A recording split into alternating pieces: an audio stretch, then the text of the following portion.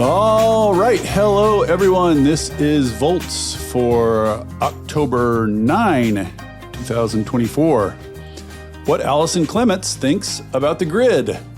I'm your host, David Roberts. It has been a pretty exciting term at the Federal Energy Regulatory Commission, as these things go. FERC has a reputation as a somewhat staid and slow-moving agency, but recent years have seen it begin to take a more active role in the clean energy transition, issuing major new rules on regional transmission planning, grid interconnection queues, and distributed energy, among other things. Allison Clements, a longtime environmental law and regulatory expert, has seen all this recent action up close. She joined FERC as a commissioner in December 2020 and stepped down when her term ended this summer. In between, she read thousands of public comments, wrote dozens of opinions, argued over numerous pipelines, and consistently pushed for more aggressive grid reform. Since stepping down from the commission, she has mostly been laying low, so I am thrilled that she's come on Volts to chat about her work on the commission, the future of the grid, and what better regulation might look like.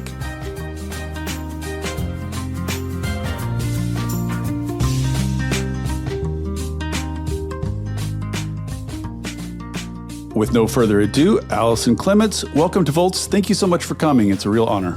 Thanks, David. It's nice to be here. I hope you've had a chance to lay on some beaches or sleep late. A little bit of that. I've mostly been chasing kids around, but well, there you go. I have had no trouble removing myself. So I've enjoyed it. Beautiful. I'll start with a general question. Numerous times over the years, you have expressed a worry, I would say, basically that the grid, the energy system, the U.S. energy system is changing very quickly in some pretty fundamental ways. And the U.S. regulatory apparatus is not keeping up, basically. It's not moving fast enough to stay abreast of these changes. In your 4 years on the commission now, do you worry about that more or less than when you started? That's a great place to start, and I think I worry about the same, which is a pretty high amount, even for a warrior like me. We start with the place in these conversations that the transmission system, the electricity system, is the backbone of the U.S. economy. Oh, yes. It is not just about climate. It is about our national security. It is about our international economic competitiveness. It is about costs for customers. It is about resilience as weather patterns change. And so when we think about this system we've been running for the last, let's say, 50 to 100 years, it's increasingly old, clunky, and outdated. But in the process of trying to keep costs low for customers, we haven't made that capital investment sufficient to then keep saving customers money over time. So yeah, absolutely. There's lots to say about that regulatory structure. The starting point is we're at this generational moment where the actual infrastructure is not up to the challenge. Yeah, and I want to get back maybe a little bit later to some, reforms of FERC itself that might help improve that. But let's talk about a few specific areas first. One of the big orders that came out of FERC while you were there, Order 2023, was addressed at these interconnection queues, which I think everyone in clean energy now is at least aware of. Basically, we've got more clean energy waiting to connect to the grid than there is on the grid. And it's just a trickle at best that is actually getting hooked up. So FERC decided to take this on in a rule that mainly sort of urges utilities to, instead of studying each new project in line one at a time at a cost of 2 to 3 to 4 or 5 years each, maybe you could study several new projects in a cluster. You could do these cluster studies and maybe connect several projects at once, which is not nothing. But when you wrote your concurrence on that rule, you mentioned that there are, quote, more fundamental issues that have been sort of left unaddressed by this ruling. So what do you mean by that? What are those fundamental issues? Sure. And this is the example of your first question, which is that regulations take a lot of time to make. At FERC, when the commission decides that there's an issue like this jammed up interconnection queue that needs to be investigated, we go through legal processes of, rulemaking, proposed rulemaking, and comment. That takes a long time. So we started this effort at the beginning of my term, ended the effort at the end of my term, and we're still, we just let the horses out of the gate. We have not crossed the finish line. So what happened was, we looked around the country and we said, wow, there's 2.6 terawatts of generation waiting to hook up to the grid that can't get on. 90% plus of that is wind solar storage. That's what's happening in the world. The commission's job is to facilitate what's happening in the world affordably and reliably. But that interconnection process was never set up for so many projects trying to get online. It's set up for big, once every several years, fossil fuel plants, Exactly. Closer to load, coming on at a much slower pace, kind of better understood how the operations will affect the system traditionally. And so what happened was everybody just got overwhelmed. Fast forward to 2022, 23, you look around the grid and you say, okay, the utilities aren't waiting for FERC to act. Utilities around the country were trying to fix these log jams themselves. And so FERC said, what are the practices these utilities are doing around the country and what's working? And we saw this cluster study idea. We saw this idea that, some of these projects aren't serious, right? They're just putting in applications to see how far they can get. How do we weed that stuff out? Well, let's make them pay. Let's make them, show that they are commercially ready to hook up to the grid.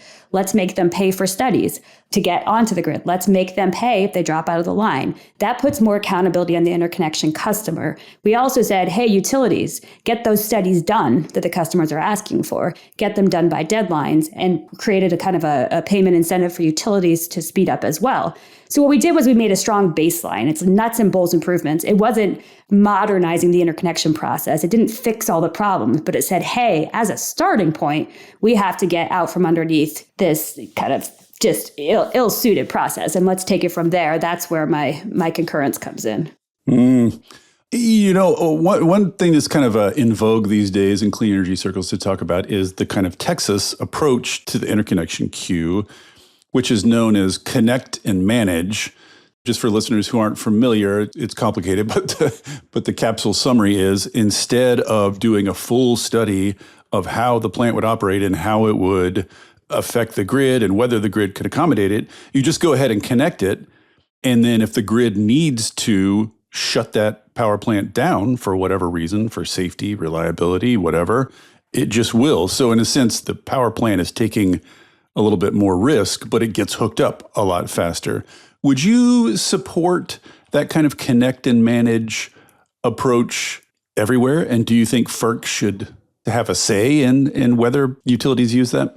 Using everywhere is always dangerous, but this idea that what's happened is while these resources are waiting to get hooked up, these upgrades to the grid have to be made, these network upgrades, so that the resources have, what's called capacity, a room, network service on the grid.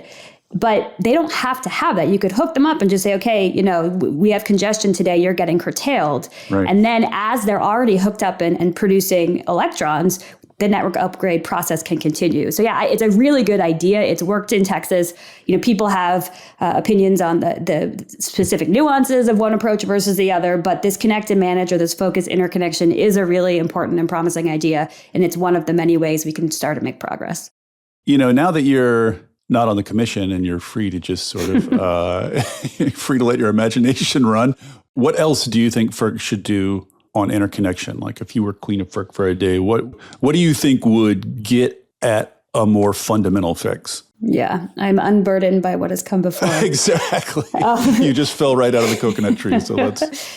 There's so much talk about the power used by advanced computing and by artificial intelligence, but what can those things do for the grid? Yeah. There's opportunities to use these kind of advanced computing cloud platforms to automate processes, to be able to study scenarios and impacts on the grid that any given solar project or solar plus storage or, gas plant, whatever, you name it, the impact that might have. Can you imagine a world where you could, enter sort of a standardized interconnection agreement and you'd use modern technology software to study what might happen on the grid, and then you can hook up in a month because we figured it out? That is technologically possible, but operationally we're not there, right? There's conversations in the Great Plains region and SPP about how we might get more certainty up front for generators and say it costs X dollars per megawatt to hook up to the grid. So if you're 100, it's this. If you're 250, it's this. Pay it and let's go. Yeah, give them something to plan around, because right now it's really it's just like throwing dice. It's like a lottery when you get in that queue. You have no idea what you're going to run into. That's right. You just know that's not going to turn out how you think it's going to turn out. And there's lots of other things we can get into. We can talk about how to make more room on the existing system, how to take advantage of co-location, how to use surplus interconnection rights. There's a whole lot of opportunity. But again, the regulatory process grinds slowly, and it's keeping those things moving. That's important. To your knowledge, is FERC, are they some, intern in a basement somewhere chugging away thinking about further interconnection stuff? Or did you just kind of cross this off the list for a while? Absolutely. FERC has such great interns, but also really strong experts. And they just held a 2-day workshop on what comes next. I think the regions aren't waiting for the commission right now, and they're taking next steps into their own hands. It would be nice to see this commission take next steps and do it quickly to kind of, everywhere you go right now, people are talking about interconnection. There's all these companies who didn't understand. They're computing companies, they're advanced manufacturing companies. They didn't understand they were energy companies or power companies. And now they're learning about what are kind of these irrational barriers to entry that make it just really urgent to get going on this stuff soon. Yeah.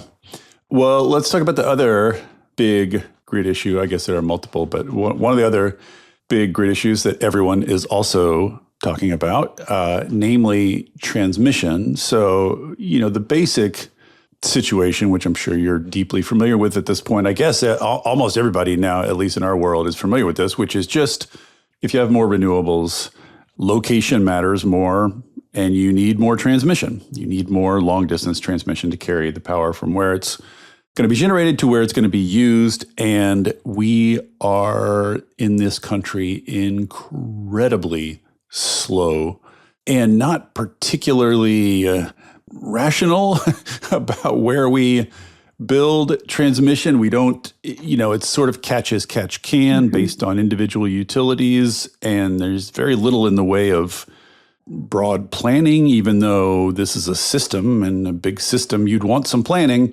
So FERC jumped into this, also took a long time, also were a lot of arguments, a lot of public comments. But you issued this rule, 1920, big rule on transmission planning. And so the main thrust of that rule was, utilities have to do these 20-year plans. So they have to plan, which is like, as I've said on this pod before, it's a little remarkable that a regulator has to force a utility to plan its utility area. It's a little crazy, but nevertheless, there it is. They have to plan now, and they have to take certain benefits of transmission into account when planning. Just like on its face, how sufficient is that rule to the need? Or do you think that also is just kind of cracking the door? I think it's a lot more than just the starting point. So the idea that utilities should be working together with their neighboring utilities, looking forward 20 years, using scenario planning with the best available data to say, what will the interconnection queues look like in 20 years? What do electrification trends mean in industry and buildings and cars? What might gas prices and commodity prices look like? We don't know the answer to any of those questions, but if you take scenarios and start to harness that uncertainty, there's a lot of low regrets, big regional transmission that needs to get built. And that is regardless of what types of resources hook up on the other end, right? LBL put out a study. They did an analysis from 2012 to 2021. They updated it again in 2022. But they looked at the locational marginal price values of transmission. And, 2011 to 2021 wasn't the time of massive renewables integration. And their analysis demonstrated that for every gigawatt of transmission investment, it's about $1 million a mile for transmission. as a rule of thumb. Every gigawatt of transmission will pay for itself somewhere between 5 and 10 years over. And that is simply by lowering bulk system costs, right? Yeah. That's savings. That has nothing to do with the type of resources that are hooking onto the grid. So let's look forward 20 years and build this stuff. Let's not build too much. Let's not build it cost ineffectively. Let's optimize across costs and let's optimize across impact. The only way you can do that is to do these forward-looking planning. And it is kind of shocking that this hasn't been happening for the last decade. It's just like every household plans. They plan their budget for Christmas. They plan their budget for spring break vacation. We weren't requiring that as a regulator of the utilities. What do you think about the idea that, utilities, investor-owned utilities make money by spending money? So if they get together in groups and plan and build a transmission system that maximally sort of shares power across the region and lowers costs, that's great for customers, but it's not necessarily great for utilities. It lowers the need to invest more in the grid, thereby lowering the amount they can spend, thereby lowering their returns. In other words, this, as in many areas, it kind of seems like what's best for customers is counter to the utilities' financial interests. Do you think that's at play here?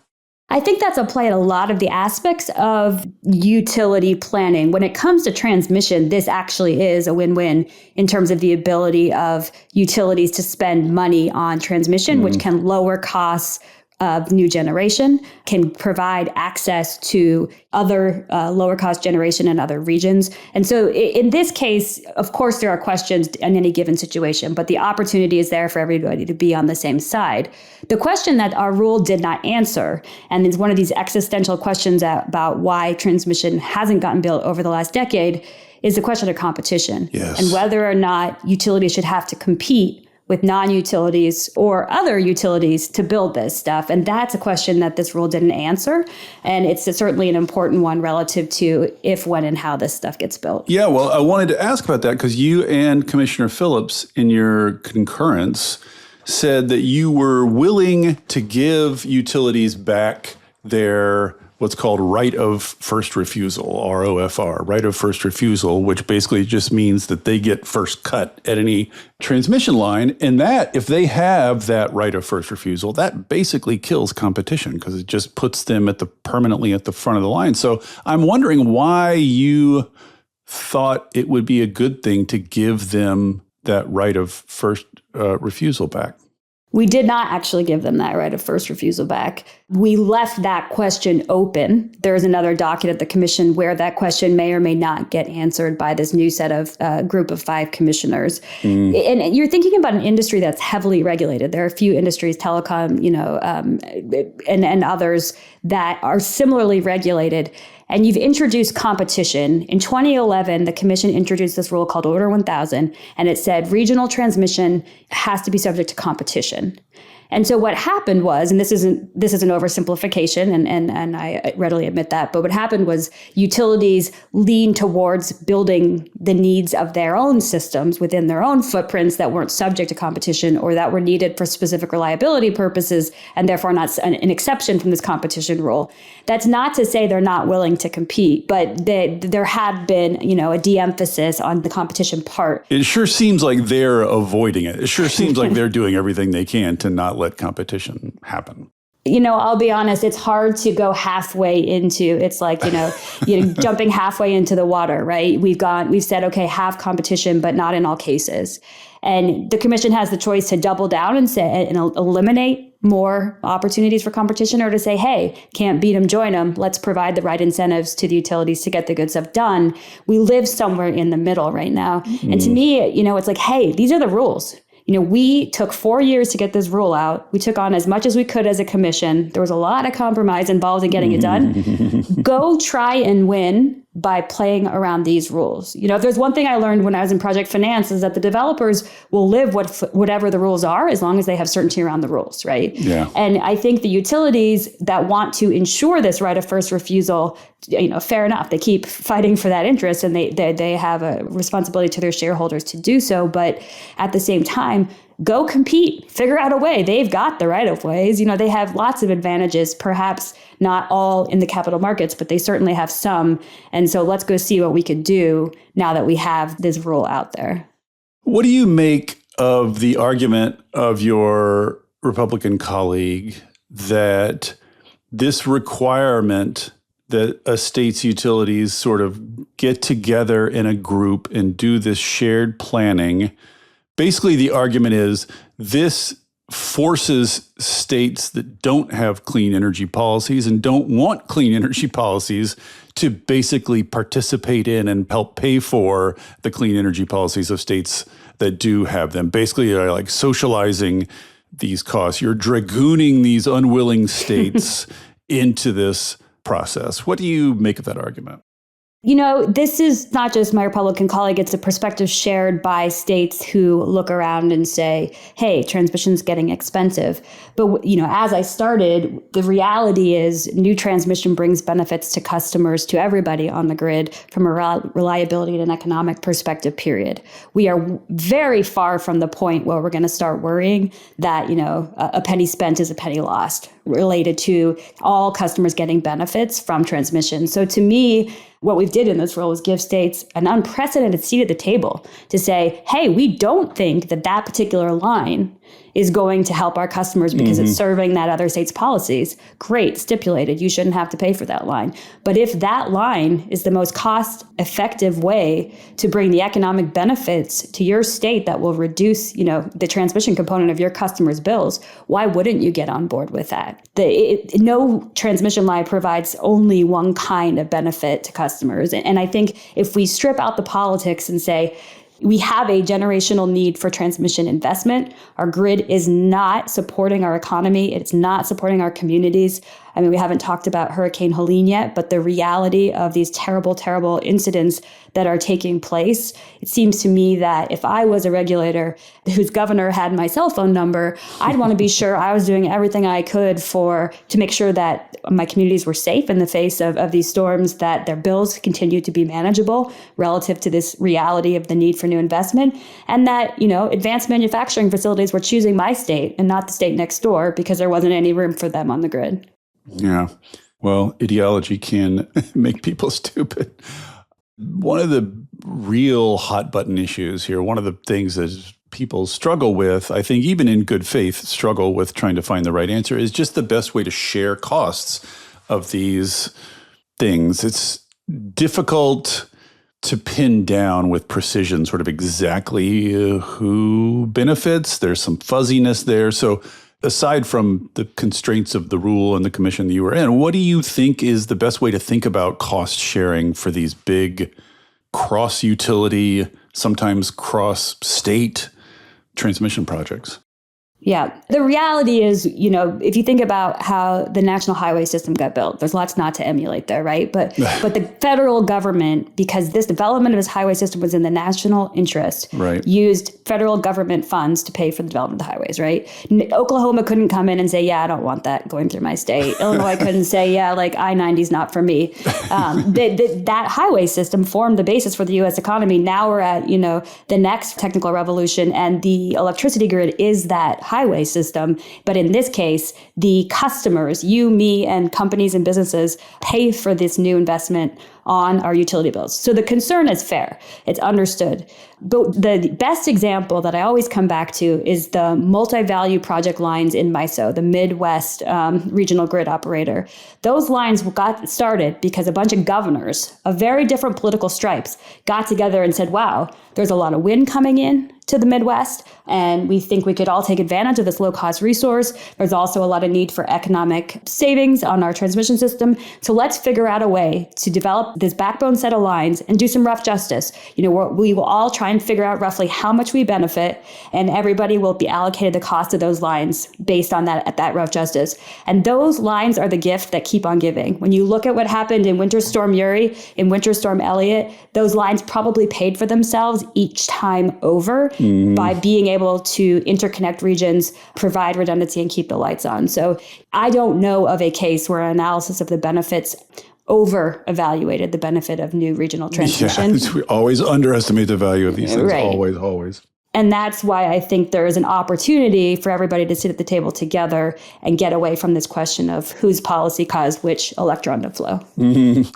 If transmission, especially long distance transmission, is sort of a natural monopoly, why do we have profit-making companies involved in it at all? Why don't we just approach it the way we approached the national highway system, i.e. do some national planning, build it out with federal tax money, and tell states what we told them when we were running I-90 through them, which is like tough.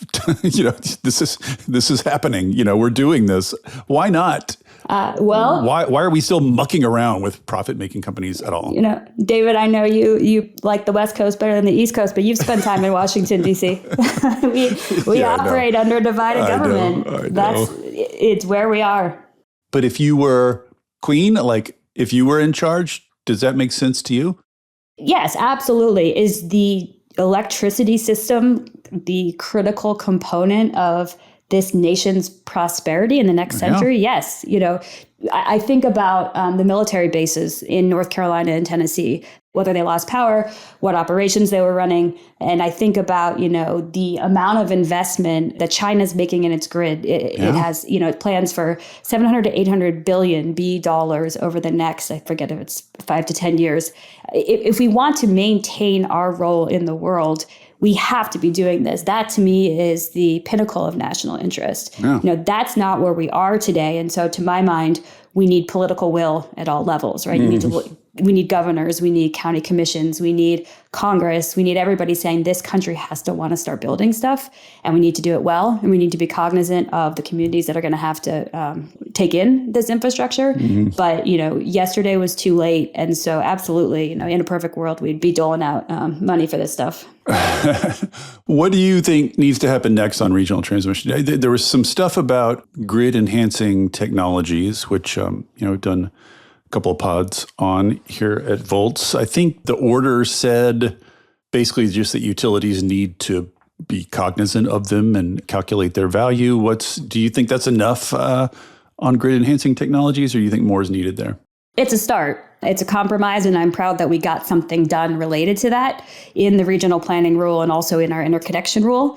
But there's a lot more to do there. One thing we haven't talked about is we talked about the general inability for regulation to keep up with where the markets want to go. We haven't talked about the fact that these particular rules, 1920, which is the transmission rule, and 2023, which is the interconnection rule, they will take time to bear fruit. So if you think about Order 1920, regions comply. Well, first it's going to get litigated, then regions are complying with the rule, and then they start planning together. We're talking about 2029 when lines start getting chosen. What do we do between now and then? We have a whole lot of opportunity to create new room on the existing system. And that happens in lots of different ways, using hardware and software, which we call grid enhancing technologies, reconductoring, or other advanced transmission technologies. That can double the amount of renewables we could integrate on the grid today without material new transmission, right? Right now, if you are, a chips manufacturing facility who just got a grant from DOE trying to move into a state, but there isn't room on the grid according to the rules, even if physically, by the laws of physics, there is indeed room to be on the system, those are the kinds of things that we need to be solving now so that we have opportunity while this suite of solutions that are regulatory take time to take effect. Yeah, it seems like it would be cheaper for Microsoft rather than spending $1.4 billion on a nuclear plant. You could probably spend like a third that much on grid enhancing technologies and just boost the capacity of the grid you're on. I bet these AI companies would help pay for that even if it was available as an option. I think there's competition in the ability to own and procure generation with the largely still monopoly state of the transmission lines. It's the utilities themselves that need to deploy them on their systems. Yeah. So this is all about regional transmission planning, which is a big deal. But then there's also the even maybe stickier question of interregional transmission planning, or I guess you'd just call it kind of national transmission planning. I wonder what you think FERC can do on that without Congress, with its existing powers, or do you think Congress is going to have to step in and sort of change that situation? What's your take on interregional transmission?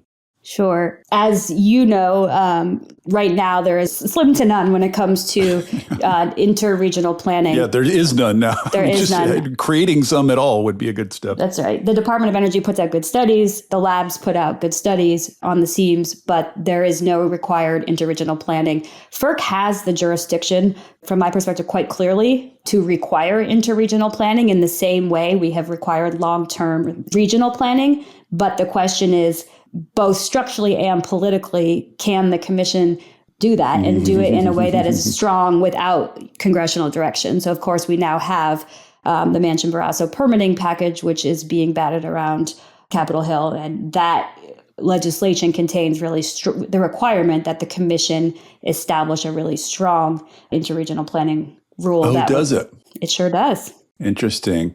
So that would trigger basically a rulemaking at FERC, you think, or something along those lines? That's right. And this would be RTOs, basically coordinating with other RTOs. I mean, is that how it would work? Or would FERC itself, do you need a national governmental agency, sort of in the room there with that planning?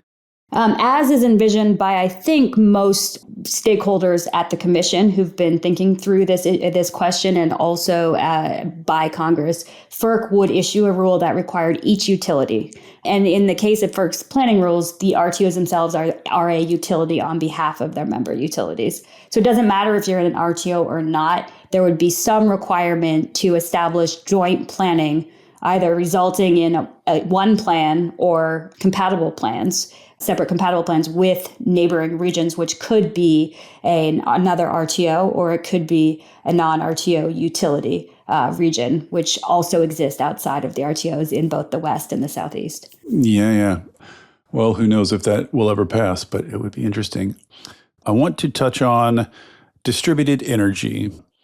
I think you'd call it like the other side of the coin from transmission. We need a lot more regional and interregional transmission to move things long distances, but we also need, I think, by common agreement, lots more coordination and just making sense of the profusion of local energy, basically local generation, storage, distribution, things like that. So FERC has taken a couple of swings on this. Order 841 was about integrating storage into these regional markets, and then ordered 2222. Mm-hmm. Is that how you say it? 2222? That's how I say it. 2x4. 2222, which was a pretty sweeping order that basically mandates for the sort of overseers of these regional markets, the RTOs and ISOs, to allow aggregated distributed energy resources into wholesale energy markets, basically. That's right. So I guess two questions. One is, do you think, because Order 1000 before this was kind of about a similar thing, and I think sort of the general view is it didn't really work, like it just not really working like you wanted. So what do you see as kind of the efficacy of 2222? Do you think it's going to work? And just generally, I'm curious on your take on distributed energy resources and whether integrating them in wholesale markets is the best way of supporting them? Absolutely. Well, I want to get back to the way you set up that question, which is the question of, yes, we need new transmission and these distributed energy resources.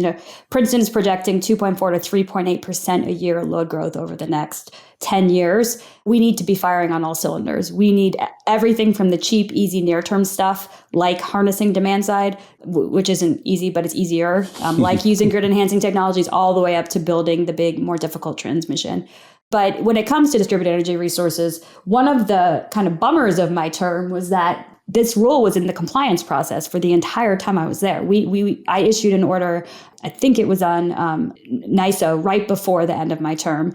And so from 2020 to 2024, we were still in the compliance phase, which meant that we couldn't talk to stakeholders about anything that came close to touching on the participation of distributed energy resources in FERC jurisdictional processes, because that would have been ex parte. So there's been kind of a lack of communication around whether or not this is working and what the next steps are, except through the paper filings and the comments that we've got from stakeholders. Now, did Order 2022 2022 has it done, or is it going to prove out all it had hoped to do? I'd say the results are looking moderate. There are still questions about barriers from distributed energy resource providers in various regions to participating in any RTOs market.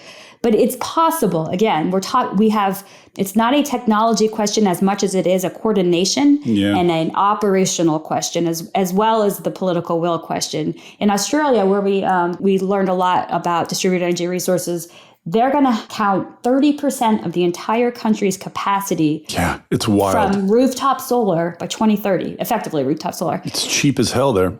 Right. And it's not political there, right? Yeah. It's like, it's becoming, but it was like, I cut coupons before I go to the grocery store. I wait till the day that the gas goes on sale, and I put solar on my roof, all because those things make the money that I spend lower, right? But that's not where we sit in the United States. And so the demand side opportunity is tremendous. And I feel like I have been advocating for the same thing for the last decade, which is to take advantage of it. And I'm not sure how much progress we have made. But again, this new era of load growth hopefully opens up an opportunity to say, we can do all of this stuff. We can do this stuff that is capital intensive and creates new rate base. And because there is so much of that to do, and because there's an obligation to protect customers, we can also take the next steps on deploying these distributed energy resources into the markets. The cynical take on it is that utilities are fighting this because they don't own the distributed energy resources.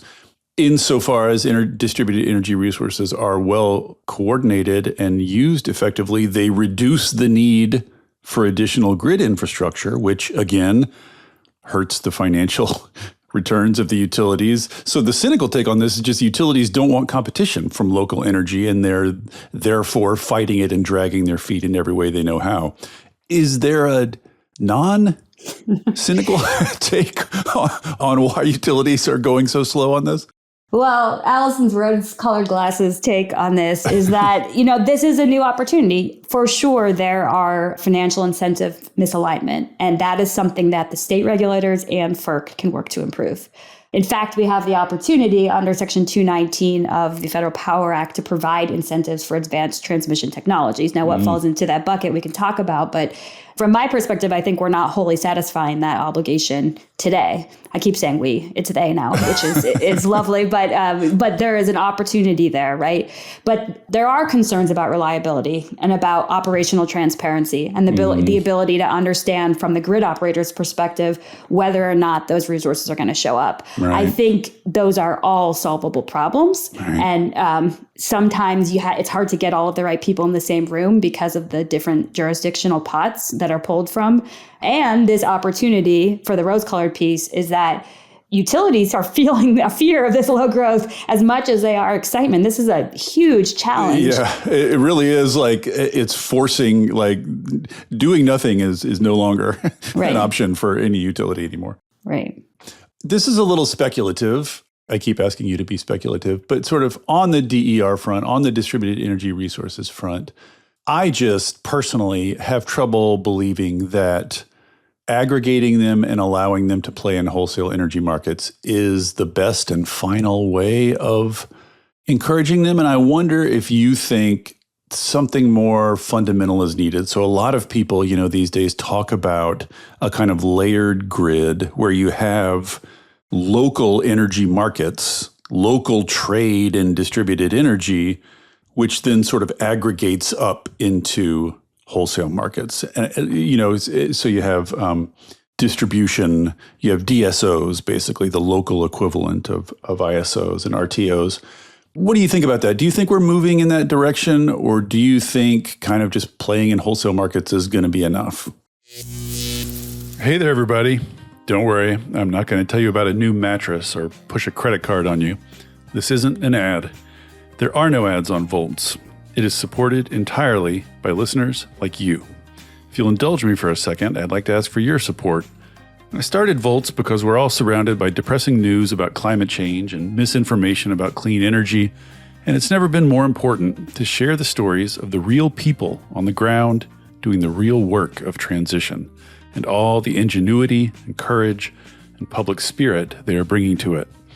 People are hungry to hear these stories, to learn from and find inspiration in them.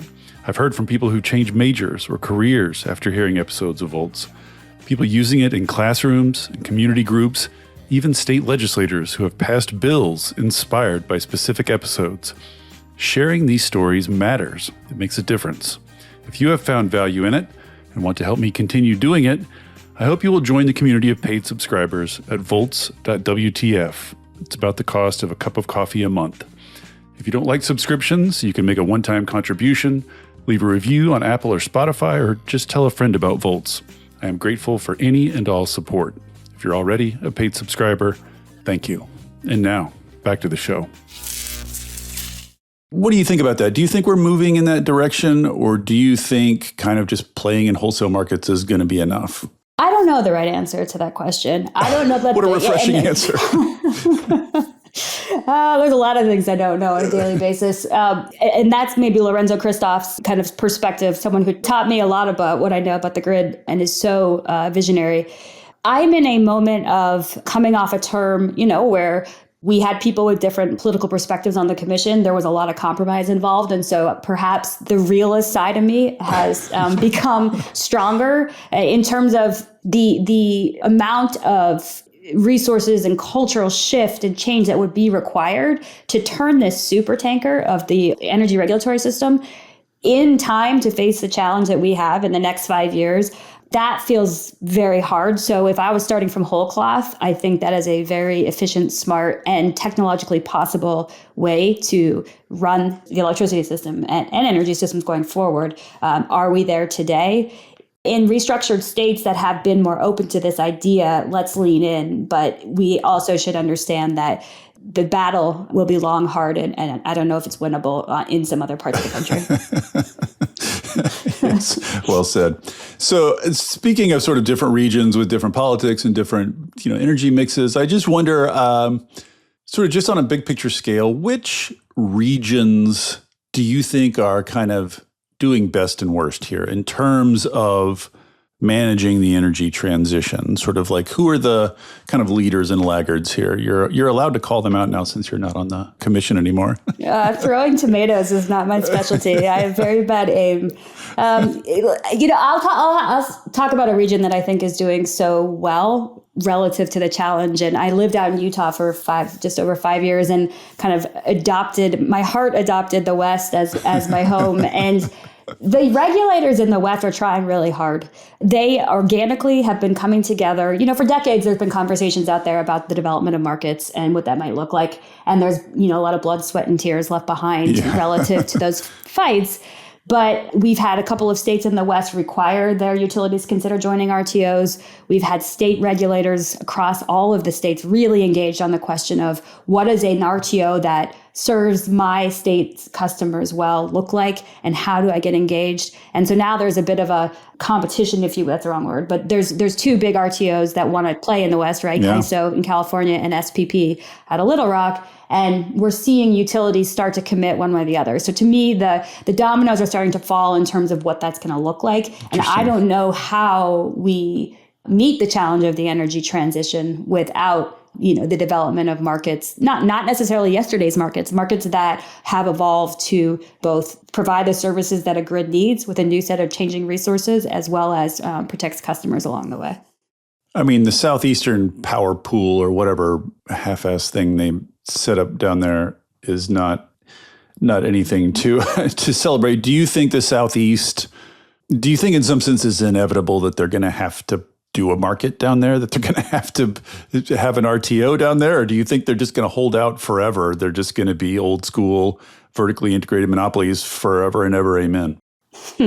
Let's note for the record that you made that description, not me. I like throwing tomatoes. I have been a vocal critic of the Southeastern energy market. I think that's the SEAM exchange. Yeah, SEAM. Sorry, there it is. And I don't think that it has to be the case that the Southeast establishes an RTO tomorrow. But I think whatever market mechanism any region, and this has happened in the West, in the Western Energy Imbalance Market, out of CAISO, which has saved customers over, I think, $5 billion since its inception in 2014. Whatever market mechanism gets created needs to be non-discriminatory at whatever phase of the market development it's at. So it doesn't mean you have to have a full-blown RTO tomorrow, but if you're going to start trying to save customers money, and by the way, if you're going to satisfy your responsibilities under the Federal Power Act, there's a lot of money on the table when you're not participating in those markets and achieving those efficiencies, then we're in trouble. So we'll see how that plays out. The hurricane, again, not to suggest one requires the other, but when you think about get past the loss of life and damage, when you think about the power system there and how we're going to maintain resilience in these really unexpected weather situations, there's going to need to be an integrated grid that is bigger than those weather patterns. And so we'll see what happens. It's horrific, obviously, what's happening down there, but it is also an opportunity. I mean, Duke basically came out the other day and said, in a lot of these areas, it's not about repairing the system.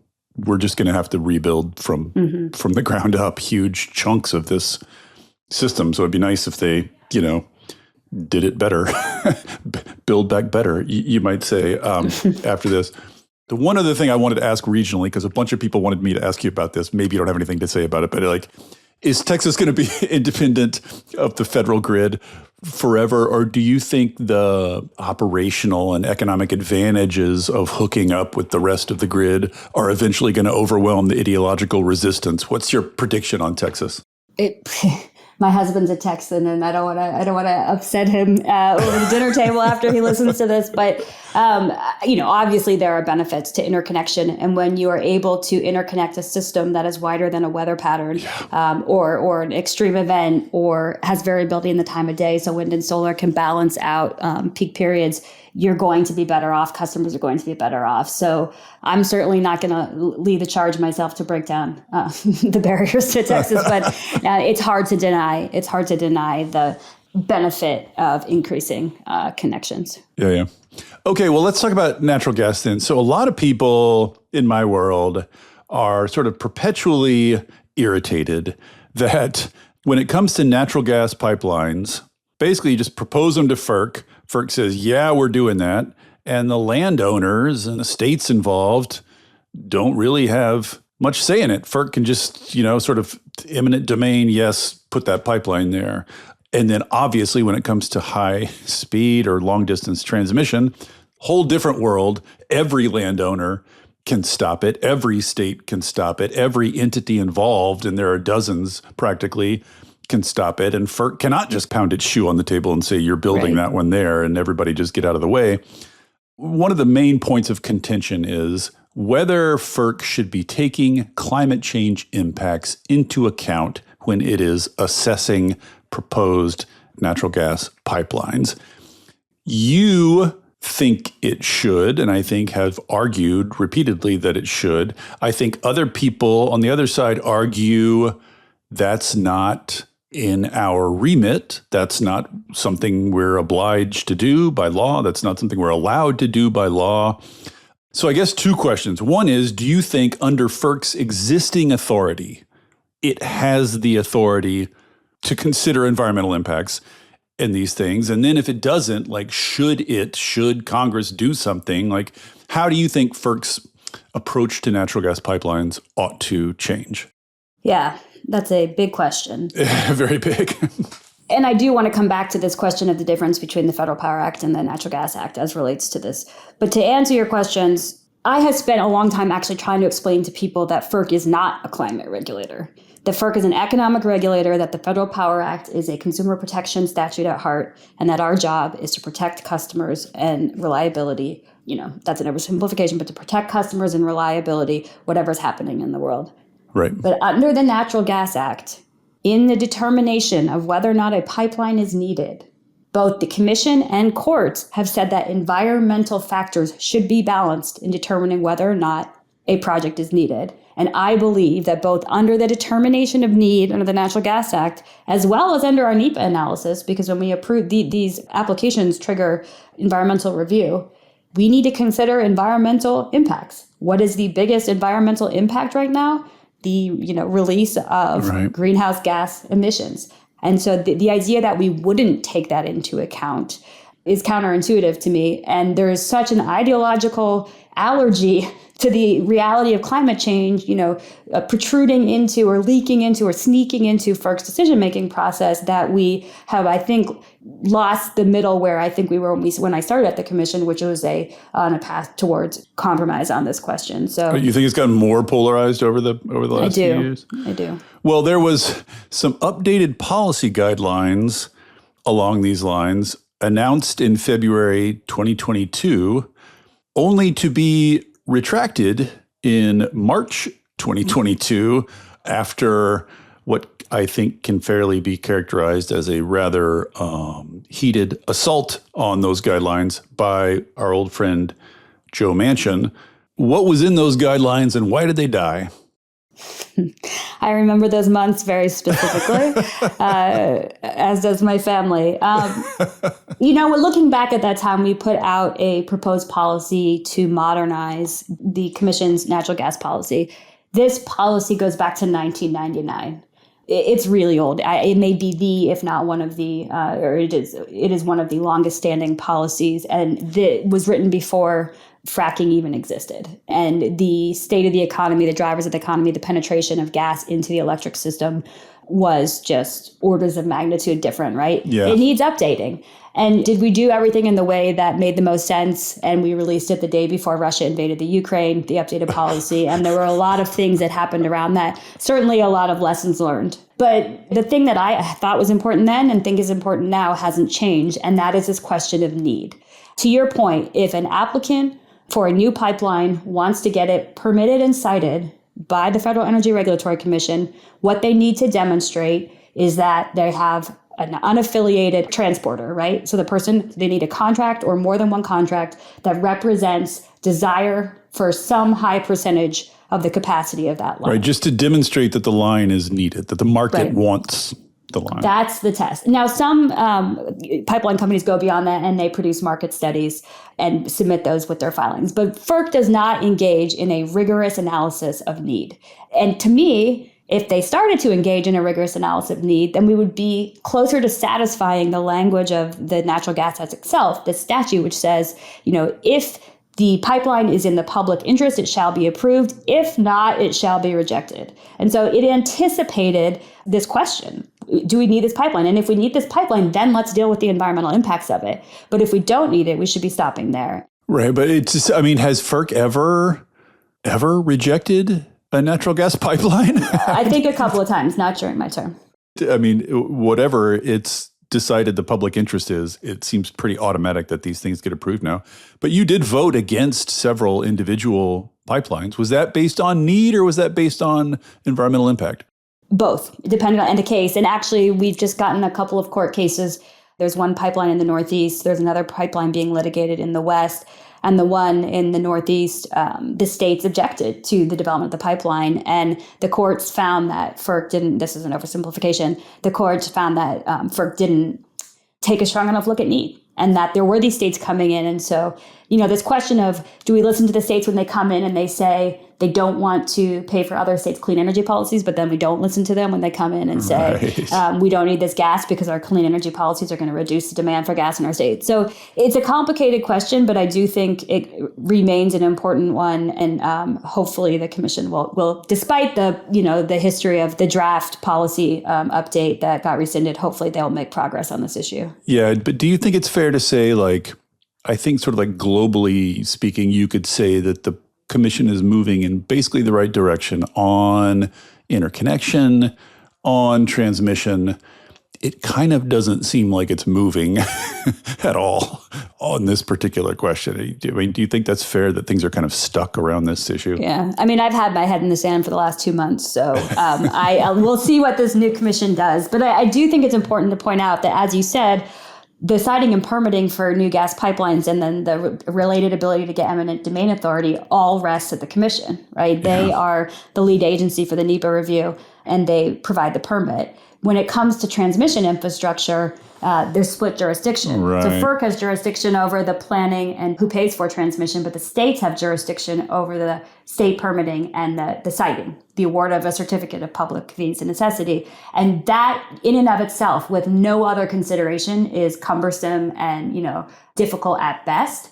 And so in this permitting proposal that's going around that would give FERC vastly improved siting authority over electric transmission, that would be really important. It would put the electric transmission not in the same place, but on more of a level playing field with gas infrastructure and say, okay, what I like to say, which is let's let the markets decide what is going to get built. And so I think that would be an important change that would start to help get transmission infrastructure built.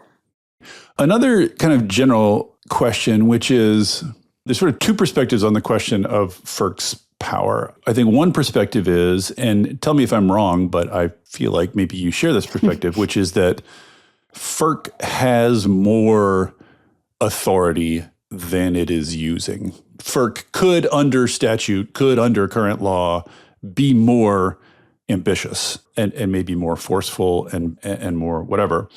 That's one perspective. Then on the other side of that is you have the Supreme Court being the way it is. You have the Chevron ruling, which seems to indicate that the court is going to come down much harder on agencies that exercise their discretion. So someone on the other side might say, given Chevron, if anything, FERC needs to be more cautious, more timid, more, so as to not get shut down by the court. So where do you come out on that question? Yeah, a couple of thoughts, and I'll start with the court case and then go over to the commission structure. But former Commissioner Norman Bay described FERC's jurisdiction as unambiguously broad. And I like that term because FERC has jurisdiction over the rates of wholesale sales of electricity and transmission and the practice affecting those rates. And historically, the framework that has developed has affirmed that broad jurisdiction. The courts have affirmed that broad jurisdiction. And so I think absolutely the commission hasn't, kind of extended the bounds of its authority in any appropriate ways and has the opportunity to do a lot more like what happened in Order 1920 and what might come from Order 2023 on interconnection. So I am less concerned, I'll say, about the Loper-Bright decision in a post-Chevron world than I would be if I was at the EPA, for example. That's not to say it won't have any impact, but I think we are kind of within our explicit authority that has been affirmed by the courts for a long time. But we have some structural issues at the commission. So we have, the Federal Power Act isn't that long. We have two main sections, 205 and 206. The way that things get done at FERC is that under 205, the utilities want to change their tariff. They want to change the way a market rule works. They want to change their interconnection practices.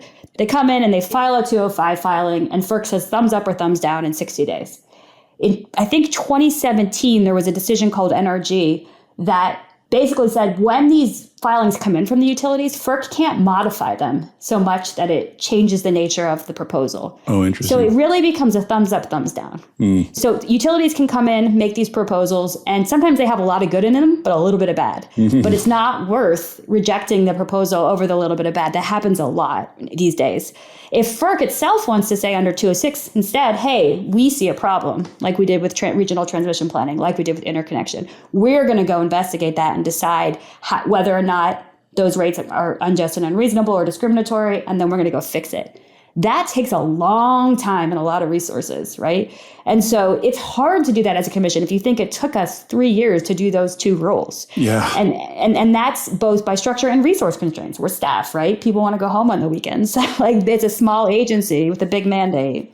Are we just stuck with that slowness, or are there structural or funding or whatever changes that you could make to FERC that would make it more nimble? And what would that look like? Yeah, I think about that a lot. And people I worked with at FERC think about that a lot. There's a lot of soft power, convening power, appropriate coordination with the other agencies that could be done to get at issues.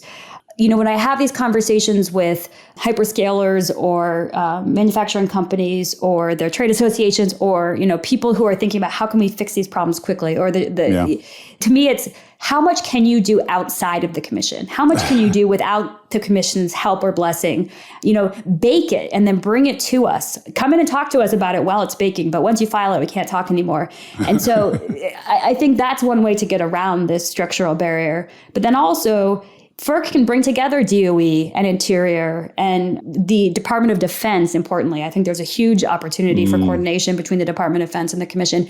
And, sometimes that gets political and Congress worries about who we're talking to. I think as long as the Commission is transparent and clear that it's providing expert advice, there's a lot of ways to drum up ideas and potential pathways forward outside of our 205, 206 rulemaking and proceeding process. That's the best I've come up with so far. What about just my old hobby horse, state capacity? What about just better funding FERC and more staff and more resources? Would that meaningfully help? Absolutely. I can't imagine an energy-related agency at the federal or state level today that is sufficiently funded. Yeah, true. No utility commission was set up to deal with the extent of change that has been happening for the last decade and will continue to happen for the next two, right? And so absolutely, I think all of the senior staff at FERC would appreciate me putting in a plug to whoever may be listening over on Capitol Hill. Yeah, we love state capacity here at Volts. Speaking of FERC procedures, you took it upon yourself to think a lot about it and make changes to the Office of Public Participation. This is another hot button topic in energy world and clean energy world. There's a set of people who say, especially I think around natural gas rulings, there's a set of people who say FERC is ignoring the public. There aren't enough opportunities for people to make themselves heard. It's difficult for people to make themselves heard. You're sort of riding herd over local objections, and locals need more of a voice. Then there's this other group of people these days, the supposed sort of supply side DIMs, the whatever you want to call them, who say in almost every federal agency and every federal rulemaking process, there's too much chance. There's too many opportunities for locals to come in and stop things and slow things down. And it's making everything slow. It's making building anything really slow and more expensive than it needs to be and more uncertain than it needs to be. So there's this sort of like split brain, I think, in clean energy world, this ambivalence around public participation and how much is appropriate and what kind. So as someone who has thought quite a bit about the Office of Public Participation at FERC, how do you sort of navigate between those sentiments? Yeah, well, I start with FERC's job is to regulate in the public interest. And what's the public interest without the public? As a starting point, that's my philosophy. But when I came to the commission, it was a good moment for public participation in that this requirement that the commission set up this office, which is meant to be a liaison to the public, stems back to the late 1970s. I think, I might be wrong about this, but I think it was revisions to PURPA in the late 70s where FERC was told to set up an office. And you're just now getting around to it? Funds didn't get appropriated, and then I forget, and then, 2 decades went by, and then we didn't have an office. And when I came in to my role, I said to Chairman Rich Glick, I want to lead on this. This is something I know a lot about. And I will not accept the false choice that you cannot build stuff, but build it well in terms of the impact it has on people and the environment. And so the intuitive starting place for the Office of Public Participation is these natural gas proceedings at FERC. Right. But it's much, much broader than that. These decisions that we make flow down to customers' bills, and it is hard to engage. It's hard to engage even for resourced advocates and regulated entities. So what I focused on was ensuring that we had public input on what our Office of Public Participation should look like, which seems pretty straightforward. And then from there, we've had 2 really excellent directors. Ellen Katz was the first director, and now Nicole Siddharaman. And wow, they have just really brought credibility to the office. They have helped to start explaining this very, specific, technocratic, hard to penetrate agency to people who care about what's happening at the agency. So it's gone well beyond the borders of scoping sessions for new natural gas pipelines, but it's certainly that is kind of the intuitive place where it makes a lot of sense that there's a direct impact on people and communities by the commission's decisions. And have you heard from the public in ways that are meaningful, that change the way the commission decides a particular question? Has public participation been efficacious so far? That is the question. I think there's still more work to do. I think it's an ongoing long haul. I don't think we are there all the way yet, but I certainly do think that the way the processes are getting done at FERC, the consideration of comments, the way that we explain to interveners in writing and comments has improved, and all of that I'll take. There's more to do, and I look forward to watching that happen. Isn't there a rule about compensating interveners? Because this is sort of like one of the complaints is like a lot of the people who might want to give you feedback are poor or unorganized or don't necessarily have the technical background and just can't afford to take time off work, et cetera. So, there's talk about paying them some nominal amount to compensate for their time. Where is that rule now? Is that happening? There is no rule. The statutory language suggests that the office may provide intervener funding. And we held a workshop earlier on in my term where we had experts come in from different state commissions who provide intervener funding. So there's a nice record of information. I'm wholly supportive of the concept. The reality is it's a knotty issue to think about who qualifies, how much do they qualify, who can they hire to represent them. Yeah. So that has not happened. There's a lot of things that got started at the commission that I hope will move forward, including this question of intervener funding. There's a question about industry dues and whether or not customers should be paying for those. We are expecting guidance on environmental justice. So there are a few things that I'm really excited about, that I'm looking forward to seeing what this commission does. Well, that kind of raises another question, which I suspect you won't want to comment all that much on, but nonetheless, I would love to hear your thoughts, which is as a worrier, what is your degree of worry about what happens if Republicans win in the November elections and then FERC ends up with a 3-2 Republican balance? Do you worry about work that's been done getting undone? Do you worry about work just grinding to a halt? Do you have some hope that there's enough bipartisan overlap that things could still happen? What's your level of worry about all that? Yeah. Less than you might think, to be honest. Will things change? Absolutely. My philosophy on the commission is that it is our job to ensure fair rates and protect reliability no matter what's happening in the world. And what's happening in the world is that, we have 2.6 terawatts of new energy resources trying to get online, and they're all wind solar storage.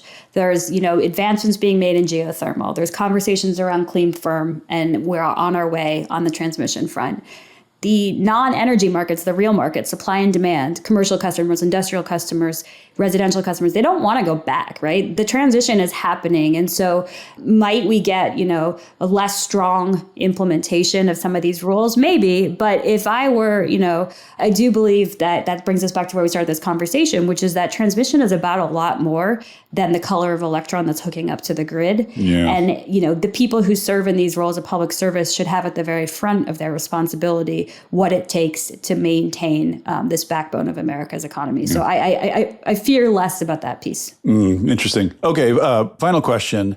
I'm sure working on the commission for 4 years, you learned all kinds of things about the technical aspects of the grid and how it works, and all sorts of questions about utility rules, et cetera. But aside from the technical stuff, I'm just curious, in your 4 years, this, I think, was your first 4 years in kind of the belly of the beast, government service, in the federal bureaucracy. I'm just sort of curious what you learned about people and bureaucracy and rulemaking, and sort of just like, did you come away from the experience depressed about the government's ability to do things, or were you inspired? Some mix? Like, what did you learn about federal bureaucracy in your time therein?